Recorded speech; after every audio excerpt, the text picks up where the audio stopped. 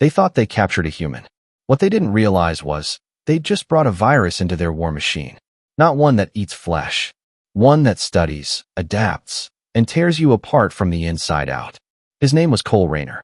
And by the time they noticed he was missing from his cell, half their ship was already burning. They laughed when they captured him. One human. No weapons. No armor. Caught alone in a recon drop. The Sorrak Empire paraded him through the corridors of their dreadnought like a pet, like a prize. They chained him to a cold slab in a holding cell, unaware that humans don't just break chains. They break patterns. Cole Rayner sat in silence, eyes scanning every bolt, every panel. The bruises on his jaw? Irrelevant. The cracked rib? Just information. Pain was temporary. Vengeance had no expiry. He counted everything. Guard rotations, light flickers, floor vibrations. He wasn't waiting for rescue. He was the rescue. At 0300 ship time, 2 Sorrak guards entered. 7 feet tall, scaled, confident. One barked in their harsh, reptilian tongue. Cole didn't understand it. He didn't have to. He pretended to stumble as they dragged him out. The tiny piece of metal he'd hidden under his tongue, ripped from a vent an hour earlier, cut through soft scales better than they expected.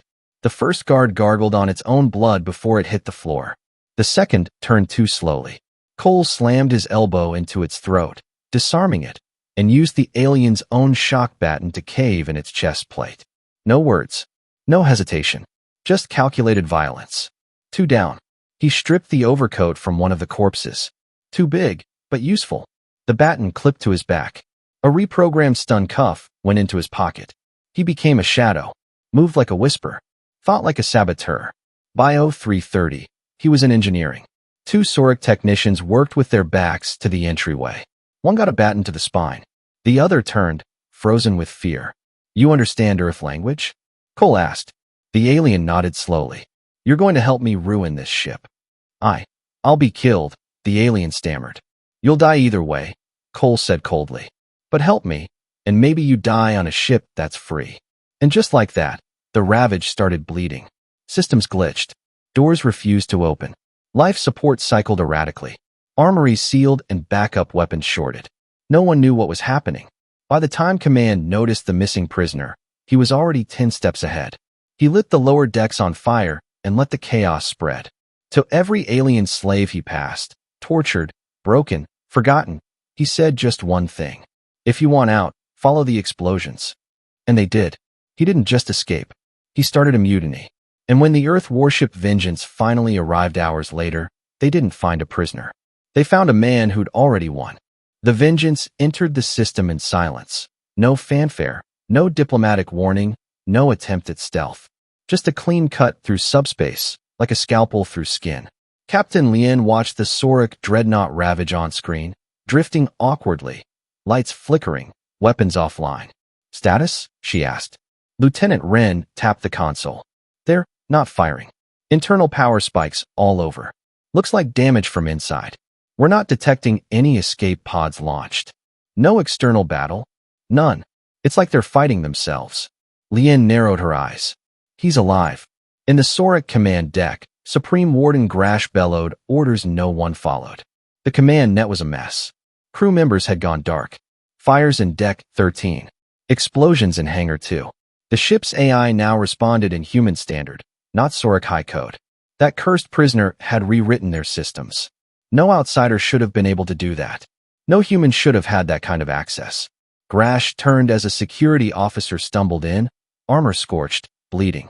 He's in the main reactor level, the officer cried. He turned half the prisoners into a resistance. He's not a man, he's a plague. Grash grabbed the officer by the throat. Then cleanse it. Find him. End him. But even as he shouted, behind the panels and in the vents, Cole moved. He didn't run. He hunted.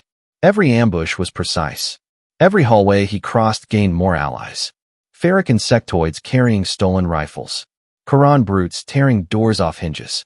Formerly enslaved species rallying under one voice, his. Cole stood at a junction as plasma fire rained past him. He counted the shots, timed the reload, and threw a reprogrammed shock mine. The blast stunned the squad. He moved in, rifle up, eyes cold. He didn't kill unless he had to. But the Sorrak didn't give many options. He reached the main reactor room. 12 guards. Heavy armor. Final stand. Cole didn't flinch. He lifted the comms stolen from a downed captain. This is Cole Rayner. If any of you believe in freedom, now's your moment. Drop your weapons and walk away. Or stay and burn with your masters. 3 seconds. 5 dropped their rifles. 2 turned and ran. The rest? Cole showed them why Earth never loses twice. He locked down the control room, sent out a signal on all open frequencies. When Vengeance heard the call, it wasn't static. It was a calm, steady voice. Prisoner secure. Ship is ours. Permission to open all cages. On the bridge of the Vengeance, Captain Lien cracked the first smile in a week. Permission granted. The doors hissed open one by one. Cages that hadn't seen light in years groaned as hydraulic locks disengaged. Across the ravage, hundreds of alien prisoners blinked against the sudden freedom. Insectoids, scaled beasts, feathered bipeds, and beings of light and smoke all bore the marks of slavery. Shackles, collars, sunken eyes. But now they heard only one thing over the ship's internal speakers. This is not your prison anymore. You're free. You want out. Grab a weapon and follow the human. Cole stood at the center of engineering, surrounded by ex-prisoners who had once feared him. Now they looked at him like he was something else entirely. A symbol. The one who turned the ship that broke thousands into a spark of rebellion. One alien stepped forward. A female from the Viral race, scales torn, missing an eye. You speak for Earth? She asked quietly. No, Cole said. Earth speaks for itself. I speak for those who've had enough. She nodded slowly. Then I will follow. The others followed suit. Grash, high in the command tower, watched his empire slip from his fingers. What are we dealing with? He snarled. An officer responded, trembling. Multiple decks lost. Security forces overwhelmed. Former slaves using guerrilla tactics. Weapons caches breached. And the human is coordinating them like trained soldiers. Grash's breath hitched. He's just one man. Yes, the officer said. And he's winning. That's when the Vengeance hailed them. Captain Lien appeared on every major screen aboard the Ravage. This is Captain Lien of the Earth Alliance. You have violated war codes. You have enslaved protected species. You have taken our people. She paused. You had one human. You thought that would be your prize. But he became your punishment. Grash roared in frustration and cut the feed. But it was too late. Cole had already climbed to the command deck's lower levels. He wasn't subtle. A plasma charge blew the main access door open. Smoke rolled in like a storm cloud. He stepped through, rifle in hand, blood down his arm, eyes lit by the fire behind him. Grash faced him, armored in command regalia, towering over Cole.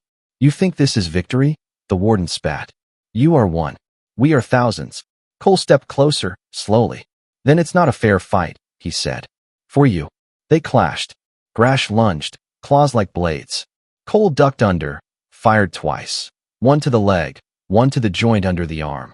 The alien shrieked. Cole rolled aside as a talon carved a gash across his vest. He came up swinging, a wrench to the side of the beast's head. It stumbled. Cole tackled him to the ground. Fist met scale. Again, and again, then silence. Cole stood, panting. The warden lay broken. The bridge was his. And from every corner of the galaxy, those watching this transmission saw the impossible. A single human standing over the body of a warlord on a ship meant to crush worlds. He didn't gloat. He simply raised the Sorrak command flag and threw it into the fire. The symbol of Sorrak authority burned, and across the stars, the signal spread. Cole hadn't just taken the ship. He had taken their fear and turned it into fury. On mining moons, rebel enclaves rose. Former slaves saw the fall of the Ravage and believed the impossible. They whispered his name like a prophecy. They called him Breaker. They called him the Flame in Chains. But Earth just called him Sergeant Cole Rayner. Inside the Ravage, freed prisoners flooded into the command decks, organizing, repairing. Viral engineers rerouted power to shield arrays. The Xanthi, a species thought mute, began to speak, singing songs of uprising and harmonics that echoed through every corridor. Cole stood with Captain Lien, finally back aboard a human vessel. You should be dead, she said, shaking her head. I was, he answered. Then I decided not to be. She smiled, but there was pain behind it. You started something. You know that, right? He looked out at the stars. I didn't start it. They did. I'm just making sure it ends our way. Far from them, Sorrak High Command held an emergency conclave. Every lord, baron, and battle-hardened strategist sat in silence as the recording played. Cole, bloodied, standing over Grash's corpse. Then the fire. An admiral finally spoke. How did one human do this? Another growled. He had help. The prisoners. Saboteurs. The war minister stood.